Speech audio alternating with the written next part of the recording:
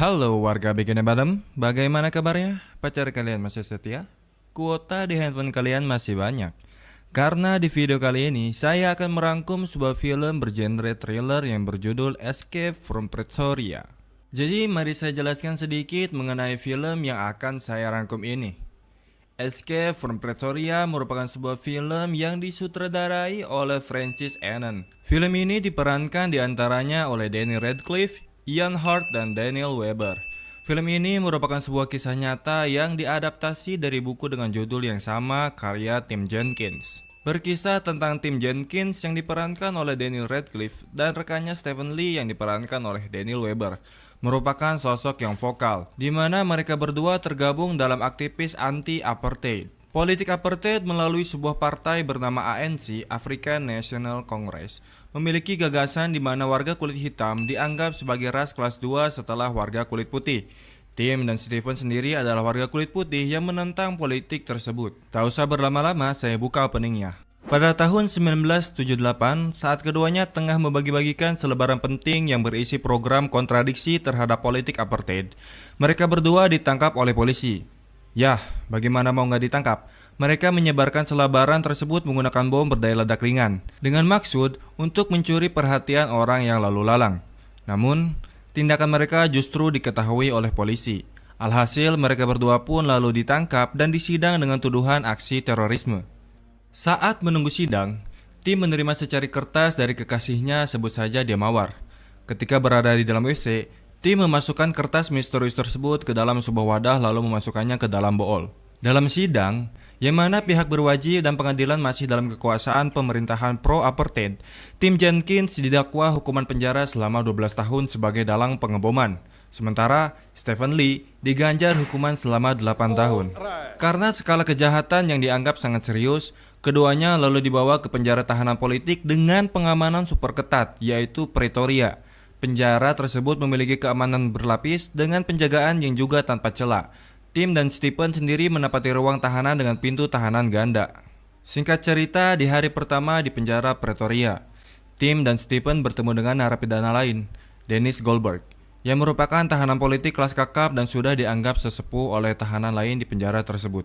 Mereka juga berkenalan dengan Leonard yang punya ambisi untuk kabur dari penjara tersebut karena kerinduannya terhadap anaknya. Tim, Stephen, dan Leonard lalu bekerja sama untuk merencanakan kabur dari penjara.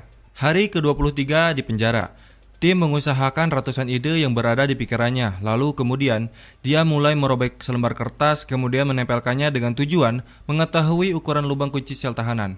Lalu mulai menggambar pola dari kunci tersebut dan mengukur kedalaman lubang kuncinya. Besoknya saat mereka mandi berjamaah, Tim memberitahu rencananya kepada Leonard tentang membuat kunci duplikat sel menggunakan kayu, namun Leonard meremehkan rencana milik Tim dan bertanya, "Di mana kamu akan menemukan kayu?" Tim pun menjawab, dia akan mendapatkannya di bengkel kerja dan penjaga tahanan pun datang. Adegan berpindah ke kantin penjara. Leonard berpura-pura menjatuhkan makanannya dengan tujuan membantu Tim untuk bisa melihat bentuk kunci asli pintu tahanan. Saat kembali ke dalam kamar sel dan hari besoknya, Tim mulai menggambar sketsa duplikat kunci sebanyak mungkin. Hari ke-74 di penjara. Terlihat Tim yang sedang bekerja di bengkel kayu menyembunyikan beberapa kayu kecil ke dalam tempat minum yang telah diakali supaya tidak diketahui oleh kepala sipir. Ketika kembali ke dalam kamar sel milik Tim, dia terlihat sedang membuka tempat minum untuk mengambil kayu yang telah dia sembunyikan lalu mulai mengukir kayu tersebut hingga menyerupai kunci dan mencobanya langsung. Pintu lapis kedua pun berhasil dia buka, namun ternyata pintu lapis pertama memiliki lubang kunci di luar samping pintunya. Esok paginya, Tim menceritakan keberhasilannya ke Leonard dan Stephen, dan adegan ini pun ditutup dengan Tim yang telah membuat kunci baru lagi. Jadi kunci yang pertama dibuat untuk pintu lapis pertama kan? Nah, kunci kedua ini untuk pintu yang mana? Sedangkan pintu lapis kedua memiliki kuncian di balik samping pintunya. Oke, lanjut. Hari ke-100 di penjara Pretoria. Terlihat Tim yang sedang melakukan bersih-bersih bersama tahanan lainnya. Leonard sedang menjaga situasi sembari Tim sedang berusaha melakukan uji coba untuk kunci yang telah dia buat. Tim berhasil menarik catel pintu tersebut. Namun, sialnya, dia kesusahan untuk mengembalikan posisi catel karena kunci menyangkut dan patah. Untungnya, sipir berbadan gendut itu tidak sempat melihat kejadian tersebut. Sore hari, kepala sipir datang untuk mengunci tiap-tiap pintu sel tahanan dan menemukan pintu yang sudah dalam keadaan catel penguncinya yang keluar. Kepala sipir ini tentu curiga, namun sepertinya dia biasa-biasa saja dengan keanehan tersebut. Hari ke-142 di penjara, terlihat Tim, Stephen, dan Leonard sedang melakukan olahraga. Leonard berkata, "Lur, gua ada ide nih." Ternyata, dia berencana untuk memasukkan kunci menggunakan tali layangan yang telah dia terima dari temannya. Namun, ide tersebut terdengar konyol di telinga Tim dan Stephen. Karena jika kau tidak bisa memutarnya, itu sama saja tak berguna. Lalu Leonard bertanya apa yang bisa membawa mereka dari arah jendela ke samping pintu.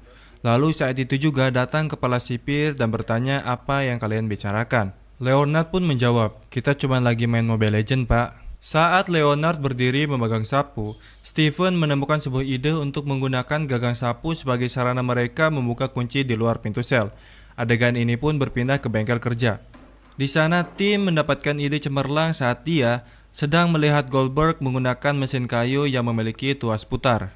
Dia pun mulai memodifikasi gagang sapu agar bisa membuat gagang sapu berkunci yang memiliki tuas putar dan melakukan percobaan menggunakan kunci yang telah dia buat di scan akhir di hari ke-74 sebelumnya. Ternyata cara itu berhasil, namun saat dia akan mengunci pintu, kuncinya terlepas dan jatuh. Tim pun bergegas mengambil kunci tersebut menggunakan permen karet dengan terburu-buru karena terdengar suara orang membuka pintu dari luar. Besok pagi setelah Tim memberikan informasi bahwa dia berhasil membuka kunci, dia mengubur kunci tersebut di kebun agar tidak ada orang yang mengetahui hal tersebut. Kepala sipir yang melihat hal janggal menghampiri mereka berdua, namun untungnya tindakan Tim tidak sampai diketahui. Di malam hari Tim beraksi kembali dan terlihat sudah bisa membuka pintu masuk kamar sel dan hanya melihat keluar untuk mengecek situasi. Hari ke-206 di penjara. Sebenarnya tidak terjadi banyak kejadian yang bisa diceritakan. Namun, di akhir scan-nya, terlihat Tim mengambil sebuah koran dan memasang benda kuning di balik bawah tempat sampah. Hari ke-296, Tim menerima sebuah kacamata selagi boker, tanpa beban, tanpa cebok, dan tai yang belum disebrot mantap. Malam pun tiba. Tim sedang membuat tiruan dirinya menggunakan bantal guling untuk mengelabui sipir. Tim dan Leonard keluar kamar untuk mengetes kunci baru yang telah dia buat. Namun, sipir yang menjaga shift malam keluar dan mereka bersembunyi di balik lemari dekat tangga. Dengan perasaan tegang karena takut ketahuan, akhirnya mereka berhasil memastikan bahwa mereka sudah bisa membuka total 5 pintu sel. Terjadi pemeriksaan kamar sel oleh Kapten Sipir besoknya. Sepertinya mereka telah mengendus rencana Tim untuk kabur. Kamar Tim diobrak-abrik oleh para petugas dan untungnya Tim sudah memisahkan kunci menjadi beberapa bagian. Jadi, saat kepala sipir menemukan kunci tersebut, Tim berhasil mengelabuinya dengan menyebut bahwa itu hanya digunakan sebagai alat untuk menyimpan foto saja. Sejak kejadian tersebut, Tim mulai menyembunyikan seluruh kunci yang telah dia buat di berbagai tempat untuk meminimalisir kemungkinan kunci tersebut ditemukan oleh para sipir. Hari ke-404. Setelah beberapa bulan terakhir, Tim telah membuat 39 kunci untuk 15 pintu berbeda di sekitar penjara. Mereka bergerak dari sel ke koridor, ke lantai bawah, dan ke sayap admin selama 404 hari tanpa terdeteksi. Intinya di scan ini Tim mencoba membujuk para narapidana lain untuk berani kabur bersama mereka. Namun mereka menolak karena kalaupun bisa kabur, mereka bingung mau berbuat apa untuk bertahan hidup di luar sana.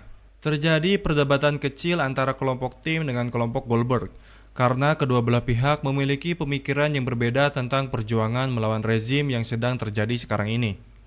Singkat cerita, ketika kembali ke dalam sel, Tim dikejutkan dengan sebuah pasta gigi yang sebelumnya telah Goldberg simpan di atas kasurnya. Saya rasa isi dari pasta gigi tersebut adalah secari kertas yang Tim dapatkan dari kekasihnya sewaktu berada di persidangan, sebelum Tim masuk ke dalam penjara. Tak lama, kepala sipir dan kapten sipir kembali menggeledah kamar milik Tim. Dan untungnya, Tim telah menyembunyikan kunci yang berhasil dia buat di beberapa tempat di area penjara. Benar saja, ternyata kertas misterius yang Tim dapatkan dari kekasihnya itu adalah peta penjara Pretoria. Dan saya rasa akan menjadi jalan mereka untuk bisa kabur dari penjara tersebut. Jujur saja, di menit-menit terakhir film ini, saat mereka akan mulai melancarkan aksi kabur dari penjara, saya baru mendapatkan rasa ketegangan dan rasa greget dari film ini. Oke, lanjut karena sudah greget. Malam eksekusi kabur pun mulai. Tim dan Steven keluar kamar dan mencoba memujuk kembali Goldberg, namun dia menolak tawaran ini. Terjadi ketegangan yang saya rasakan saat tim Steven dan Leonard yang bersiap untuk kabur dan sedang berganti pakaian. Karena di saat itu juga, sipir yang berjaga sedang mencari penyodot WC di titik mereka sering bersembunyi. Sipir tersebut tidak sengaja menemukan pengait di dalam lemari tersebut. Jadi saya jelaskan apa maksud dibalik pengait itu. Pengait itu biasanya mereka gunakan saat bersembunyi di balik lemari, supaya pintu lemari bisa ditutup dengan rapat saat ada orang di dalam. Lanjut, mereka pun kalang kabut saat pengait mereka tidak ada di tempat biasa. Dan di sini benar-benar terasa semakin tegang. Bakalkah mereka ketahuan dan tertangkap?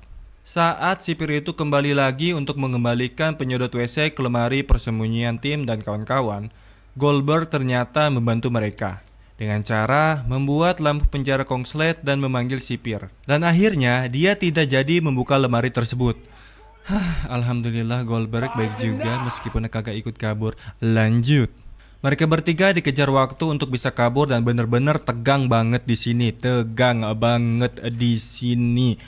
Mereka terlihat berpelukan seperti Teletubbies, dan ternyata semua kunci yang telah tim siapkan tidak ada yang cocok untuk bisa membukanya. Dan untungnya si Leonard ini agak pintaran dikit ya, karena dia sering minum Boeing Upik selalu.